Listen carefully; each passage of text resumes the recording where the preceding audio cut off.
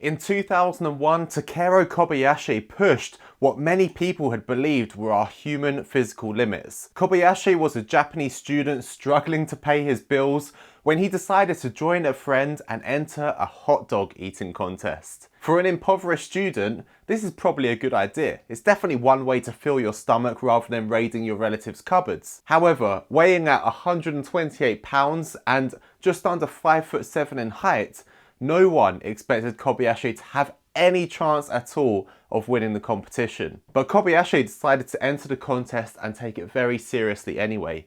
He did believe he could win it, and that's what he would set out to try to do. So the rules of the contest were simple. They stated that you had to eat as many hot dogs and buns as you could in 12 minutes without throwing up significantly.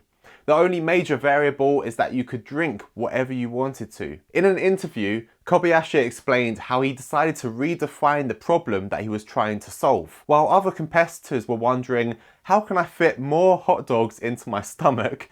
Kobayashi was asking himself, how can I make one hot dog easier to eat? Now, this led him to taking an approach which these days is commonly known as marginal gains. This is something that's been popularized in recent years, and we've even discussed it on this channel before. Essentially, Kobayashi broke down the task into its individual components and took a trial and error approach to figuring out the most efficient way of consuming each part. So by doing this, he began to realize that the hot dogs would actually go down quite quickly, but the problem were the buns. The buns were going to slow down his process as they were too doughy and difficult to eat in a fast time. Now, if he hadn't broken down the process and decided to eat the whole hot dog all at once, then the buns would slow down the entire task. Because even if he tried to innovate, which he did by breaking the hot dogs in half and so on, the buns would still slow down the process overall more than any other aspect. So instead, he decided to eat the actual hot dogs on their own and tackle the problem of the buns individually. Through testing, he decided that dipping them in his drink would make them easier to swallow. So he first experimented with water, then water at different temperatures, then water with vegetable oil and various other possibilities to see what was going to be most efficient. You know, he even developed a little wiggling technique to manipulate his stomach and avoid throwing up. Because remember, one of the rules, you can't throw up significantly. So the result of these experiments really showed on the day of the competition. The previous record for hot dog eating was just over 25 hot dogs in 12 minutes, which is quite impressive.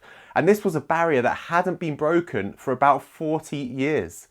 But unbelievably, Kobayashi consumed 50 hot dogs and he won the $5,000 prize. This story is told by many people who encourage the use of marginal gains. And personally, I like it because it really shines a light on the process by using a very simple task of eating a hot dog. But even more than that, I think it works as a perfect analogy because essentially we want to break down our trading into bite-sized chunks, just like a hot dog, ready to be optimized and innovated. So in this video, we'll be going through the process of breaking down our trading ready for marginal gains. And this is as a precursor to the coming videos where we're then going to discuss in detail exactly how we go about innovating and optimizing. You know, there's a very old school mentality amongst a lot of traders when it comes to innovating and doing things in a different way. It sort of reminds me of how a lot of boxing training has been done for many decades. So there are all kinds of like sacred cows that must be respected and certain myths about what's going to work and what definitely won't work even though it hasn't been tested. For example, in boxing for many years, training didn't resemble training of any other sports. It was like individual because boxing coaches wouldn't allow their boxers to do any serious weight training, for example, because they believed that this was going to lead to them developing too much non-functional muscle and lose their speed. So they'd be like muscle bound, like weightlifters. So instead, in boxing, innovations came more from changing a certain style of fighting rather than trying specific training techniques, at least for many boxers. Like take for example Mike Tyson. He claims that his style was born from taking bits he liked from other boxers, like Jack Dempsey, who he talks about a lot, or Muhammad Ali.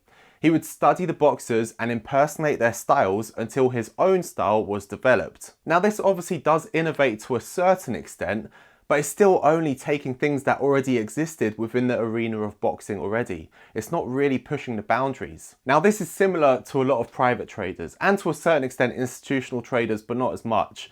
But private traders will basically optimize their strategy by taking certain aspects from other strategies they see and mixing them with others and so on. But this is not really innovating or progressing enough. You see, these days, boxers actually take a different approach. They've progressed from that old school mentality, at least at the top level. They'll hire different specialists for different aspects of their training. So for example, nutritionists to make sure they have the optimal diet, strength and conditioning coaches to help with their weight training. Yes, weight training. Or a pad man to get them on the boxing pads, a coach to devise their strategy and to be in their corner during the fight. They'll even go as far as to use performance institutes and use sports science to really enhance their training and get that extra edge to really optimize. Now this is something that would have been sort of like sacrilege many decades ago, but now at that top level, it's the norm. So this is what I want us to do with our trading. By breaking things down, we can start to innovate properly by looking outside of trading as well as inside trading. This is like what's done in Formula 1. The technical leader of the Mercedes F1 team, Paddy Lowe, claims that when he started in F1, they would record 8 channels of data. Now they record 16,000 from every single parameter on the car, which then leads them to having another 50,000 channels of data. 50,000 compared to 8. This allows them to innovate at the highest level, meaning even technology from just a couple of years ago is already outdated as they move on to bigger and better things in every aspect, from the fluid that the drivers are drinking to the exact angle of the gun operator in the pit crew. Now, some of these innovations won't even be specifically for F1, but they'll also be used in other industries entirely. Now, this entire process is something they refer to as their optimization loop, but as I said earlier, it's most commonly known as marginal gains. This term, marginal gains, became really popular after the success of Sir Dave Brailsford, who I've spoken about before. He used this approach to transform British cycling. In the 2000 Olympics, the team had only won 1 gold medal. But by 2008, under his guidance as performance director, they'd won 8 gold medals. And then they did it again in 2012. His philosophy is simple. You break down every single thing possible in the process of cycling and try to improve each and everything by just 1%. This is a marginal gain in every single category. But together, they're not marginal because they add up to a magnificent advantage. This even extends to having marginal gains in sleeping, as they'll even go as far as to have certain mattresses and pillows traveling with the cyclist, not on the bike, obviously. This ensures that every single aspect of their performance is as excellent as it can possibly be, from their sleep to their actual riding. Now, let's say that Dave Brailsford had taken the traditional trading approach. Right, he might have looked at the wheels that they're using on the bikes and tried different other wheels that are already on the market. This is essentially what traders are doing by, for example, I don't know, swapping a trend line for a moving average and so on. But instead, by breaking down exactly what goes into making the wheel, from the shape, the size, the material, it really leads to real innovations, something tangible, something that's really pushing the boundaries. This is like us looking at exactly how we use a trend line, which anchor points we use for it, what duration of time we're looking at, what criteria in general. This approach is now used in everything from business to healthcare to education. So why don't we use it now for trading as well? What we want to do is to start off with the core areas of our trading. For example, technical analysis, fundamental analysis, risk, money management, psychology, and any other main factors you can think of, like broad categories. Now, for most traders, this is the layer they'll get stuck on. This is the only layer they're going to look to optimize. They look at these broad categories and they try to fill in something for each of them. Like, okay, here's my plan for technical analysis, here's my money management plan, and so on. But we want to take it a step further. We want to take it to a deeper layer. So next, we want to break these categories down further. Now, a good way to do this is to begin with a mind map. This means that you can then see how everything links together. But after that, I'd recommend transferring all of that data to something like a spreadsheet where you can see everything listed, and it means that you can then input certain actions or results in there afterwards when we start innovating. So basically, we want to cascade through the levels. Technical analysis might be broken down into horizontal analysis and trend analysis, like 2 categories of technical analysis. This might then go deeper to trend lines, Fibonacci, and so on. Before then, you can look at specific variations of those specific tools and different aspects of it. Like for Fibonacci, you might look at the individual levels that you're including, or the different anchor points you use, and how you approach it, what the different criteria is actually going to be. Basically, you want a list of every tiny aspect of your trading, even if this is hundreds of aspects. It doesn't necessarily mean you're going to try and improve all of them, but it's important to note them down anyway. If you want to take it a step further, you can even look at things which are going to affect your performance, but aren't necessarily directly linked to trading.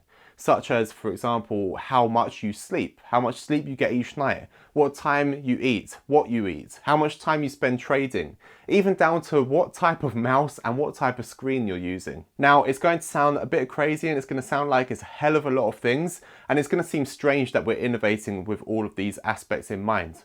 But after a while, you'll get used to it, and you'll wonder how you can even optimize or innovate without this level of complexity. It will suddenly seem normal, but it is a lot of work. I mean, look, it's no different when we study any other world-class complex system in anything, even down to the human body. The innovations aren't done in a compound or macro way, they happen on small levels with the individual parts. This is how evolution and innovation works. So this is what we're going to do as well. So please have faith in the process, have faith in what I'm telling you, and go ahead and get started on that task. Really commit to it. It's going to take you some time, it really will, and it's probably something that you're going to have to develop more and more in the coming months and years as well. But then when we move on to the next video, you're going to see specifically how we can take these categories, these different components, and start to really improve every aspect of our trading in a measurable, straightforward, and scientific way.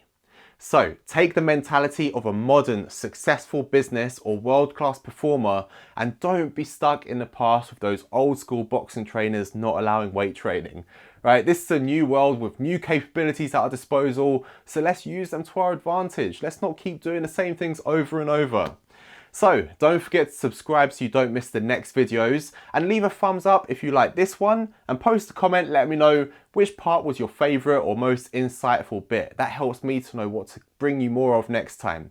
I really appreciate you watching. I'll see you in the next one. Take care.